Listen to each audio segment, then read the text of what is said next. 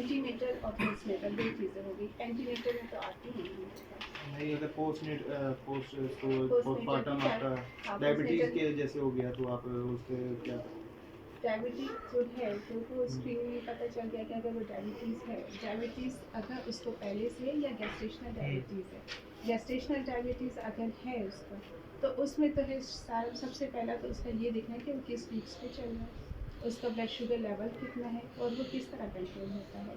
कोई भी चीज़ हो, चाहे ब्लड प्रेशर होता है, चाहे डायबिटीज़ होता है, डाइट बहुत ज़रूरी है कि आप डाइट रिस्ट्रिक्शन करोगे। अभी जब शुगर वाला पेशेंट आ जाता है तो उसको सबसे पहले तो आप उसकी चीनी बंद करवाओगे ना, इस तरह से करते जाओगे कि कितने लेवल पे उसका आएगा। ग्लूकोज टॉलरेंस टेस्ट उसका करवाते हैं ना, ग्लूकोज टॉलरेंस टेस्ट यहाँ नहीं होता, फिर हम उसको भेज देते हैं, फिर उसके हिसाब से फिर उसका बनता है कि इसको देना क्या है।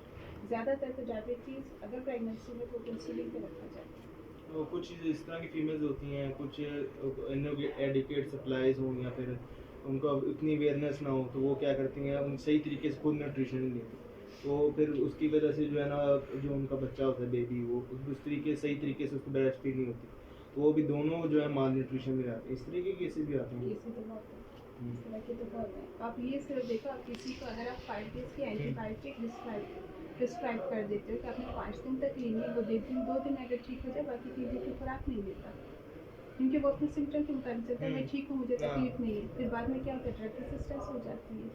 ये चीज़ें तो हमारे माशरे में चल रही है ना। अभी जो हेल्थ वर्कर्स हैं हमारे पास, अभी उनका काम ही यही अवेयरनेस पैदा करना है कि आपने कब क्या करना है। अभी जैसे यहाँ पे हमारे पास टीबी की स्क्रीनिंग होती है, तो हेल्थ वर्कर्स को हम लोगों ने कार्ड्स दिए हुए, गवर्नमेंट ने दिए हुए कि आप अपने इलाके में देखो, आपको कोई ऐसा पेशेंट मिलता है जिस पे आपको शक है कि टीबी का मरीज़ हो सकता है, तो रेफ़र करो उसको। तो अपने इलाके में कम्युनिटी में वो काम करते, फिर वहाँ से फिर कंट्रोल रेफर करते हैं। कम्युनिटी का डेटाबेस कैसे बनता है? वो जो उनके पास मंथली फॉर्म्स होते हैं, वो सारा अपना जो है ना पूरे महीने का उनकी रजिस्टर्स होती हैं। अगर आप लोग कभी आप लोगों का ऐसा प्रोग्राम बनता है, आप किसी हेल्थ वर्कर से नेशनल प्रोग्राम से बात करके वहाँ का एक विजिट रखवा लो, किसी भी हेल्थ वर्कर का आप हेल्थ फॉर्म्स चेक कर लो, उसमें रजिस्टर्स होते हैं, उसमें एक ख़ानदान रजिस्टर होता है, उसमें सारी एंट्रीज होती हैं कि उसके इलाके में कितने ख़ानदान उसके पास रजिस्टर है, फिर हर ख़ानदान में कितने बच्चे हैं, बच्चों की उम्र है, इसकी किस किस की वैक्सीनेशन हुई है, कितने अहल जोड़े एक नाम से आता है कि कितने ऐसे हैं जो 15 से 45 साल की उम्र वाली लड़कियां हैं उसमें, कितने ऐसे हैं कि वो फर्टाइल हैं, कितने हैं जो फैमिली प्लानिंग पे काम करें, सारा वहीं से डेटा आ जाता है। उनका अपना डेटा होता है, हमारा होता है, फिर हम उसको डिस्ट्रिक्ट लेवल पे भेजते हैं, डिस्ट्रिक्ट वाले सारे कंबाइन होकर फिर पहुँचते इस्लामाबाद तक, तब हमारी health management information system complete होता है। डिस्ट्रिक्ट का डेटाबेस कहाँ पर कलेक्ट हो रहा है? डिस्ट्रिक्ट का सारा जब हम इकट्ठे करते हैं ना, अभी हमारा वाला जाएगा PPHI की तरफ, PPHI सारे हेल्थ यूनिट्स का लेगा, वो फिर DG ऑफिस उधर उधर भेजते हैं, फिर वहाँ से फिर सीधा इस्लामाबाद जाता है मेन पे, फिर पूरे पाकिस्तान का डाटा बनता है।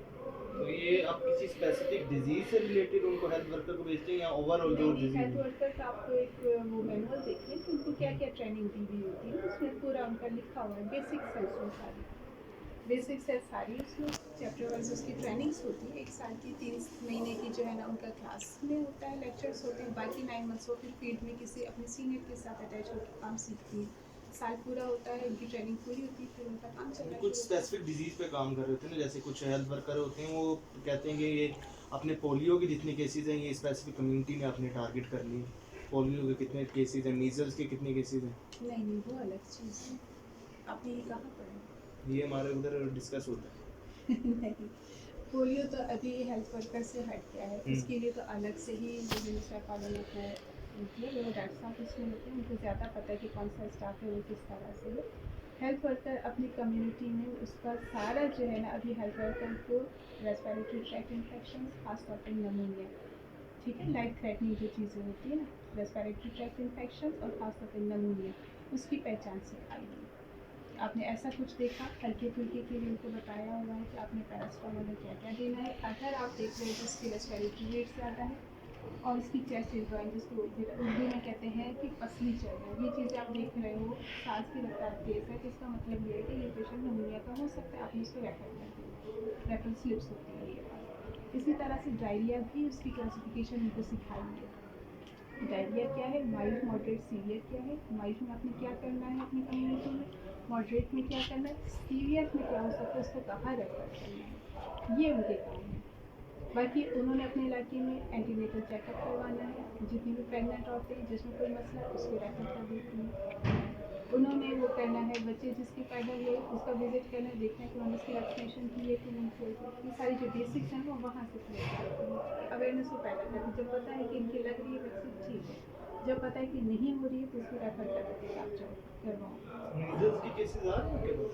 मीजल्स के लिए इस बार लास्ट वीक मैडम, यहाँ पे मैटरनल केयर के बारे में बात की जाती है, काम किया जाता है। मैटरनल हेल्थ में आप क्वेश्चन बताएं। जैसे मदर की माल न्यूट्रिशन पर फोकस किया गया, हाँ, ये तो मैंने बताया। जैसे न्यूट्रिशन एनीमिया भी बहुत ही कवर होता है फीमेल्स में। अभी पेट की बात की ना, टैबलेट 180 उसी में आ रहा है, एनीमिया से कवर हो जाएगा। आप देखो यहाँ पे उसके इंग्रेडिएंट्स देखो, जी जी। यहाँ से कॉटन लेके ना उसके इंग्रेडिएंट्स देखो कि उसमें क्या क्या है। अब अनीमिया है, अनीमिया के लिए हमारे फॉलिक एसिड और आयरन मस्ट है, ठीक है, और एक बी कॉम्प्लेक्स विटामिन सी सभी चार्ज चाहिए होता है, तब आपका जो है ना एच पी लेवल बराबर रहेगा, आपके आदमी मोस्टली केस कॉमन है इनके अनीमिया मदर्स में malnutrition है, malnutrition है, repeated pregnancy और फिर जो इनके डिलीवरीज वगैरह ज़्यादातर होती है घर में जो होती है, अनट्रीटेबल केस होती है, और मैन्युफैक्चरिंग होती है, पीपीएच होती है, काफ़ी चीज़ें होती हैं न्यूट्रिशन का अपना। और दूसरा ये है कि वर्ड्स वो कौन सा जाता है, वो कौन जी जी। उनकी वजह से भी होता है। अभी तो डिफॉल्ट करना शुरू किया है ना सबको। यहाँ पर ज़्यादातर फीमेल में कौन से केस हो रहा है, जैसे मिसकैरेज वगैरह इस तरह की फीमेल में कौन से केस पाए जाते हैं? देखो, जो भी तकलीफ, जो भी बीमारी कम्युनिटी में एग्जिस्ट करे उसके पेशेंट्स तो आते ही हैं। और आजकल तो मिस्टरमोशन बहुत ज़्यादा है। अच्छा मैडम, ये जो आपने कहा कि एक्टोपिक प्रेगनेंसी है, एक्टोपिक प्रेगनेंसी में मोस्टली अबॉर्शन करते हैं, तो आप लोगों का क्या रद्द-ए-अमल होता है एक्टोपिक प्रेगनेंसी में जो फीमेल आती है? ना करें, ये तो मोस्टली होता है, कुछ ऐसे केसेस होते हैं कि उनको कवर कर देते हैं नहीं डॉक्टर्स। होता। एक्टोपिक कभी कवर नहीं हो सकता। एक्टोपिक का मतलब ये कि अपनी जगह पे नहीं है। जी जी। जो भी प्रेगनेंसी यूट्रस में है वो नॉर्मल है, जो प्रेगनेंसी यूट्रस से बाहर है और ज़्यादातर होता है वो ट्यूब में। ट्यूब बहुत जी, बारीक ट्यूब सी में, होती है, 8 वीक से ज़्यादा तो वो संभाल ही नहीं सकती है प्रेगनेंसी को, फट जाती है।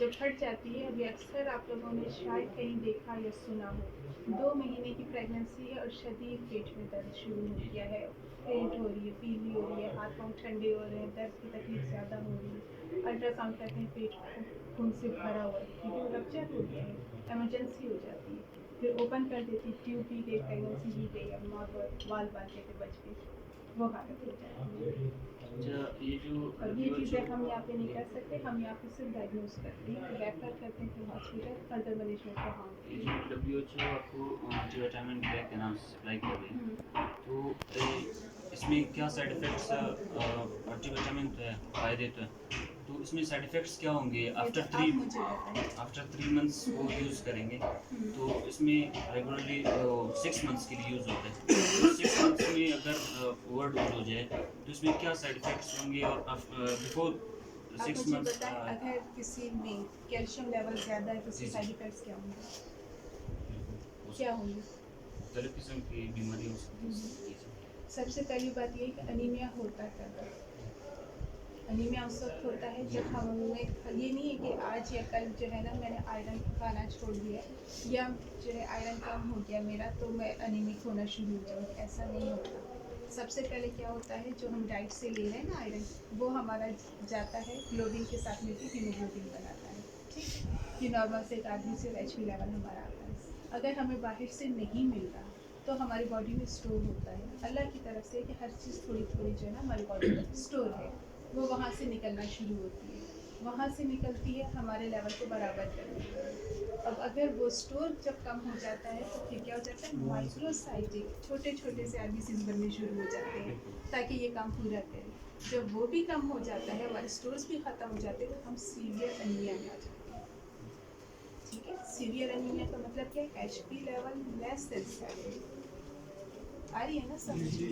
तो अभी जब हम एचपी करवाते हैं तो उसका देखते हैं 10 पर है, 9 पर है, 8 पे है, किस पे है। 10 तक जब आएगा तो वो अनीमिया में आ जाता है, जो प्रेग्नेंट औरत है। 10 आ गया, हम उसको अनीमिक कहेंगे, लेकिन माइल्ड अनीमिया है। माइल्ड अनीमिया को हम 3 से 6 महीने में देखते हैं, कोई मसला नहीं है। जो सीवियर वाला है वो सीवियर वाला जब उसका अनीमिया बिल्कुल नॉर्मल हो गया, वो 10 से ऊपर में आ गया, उसके बाद मज़ीद उसको 3 महीने और आयरन देना है ताकि स्टोर्स भी उसके बन जाए वापस। आप समझ आए? ठीक है, बस अभी आगे आप देख लें। थैंक यू मैम, क्वेश्चन है? Thank you ma'am.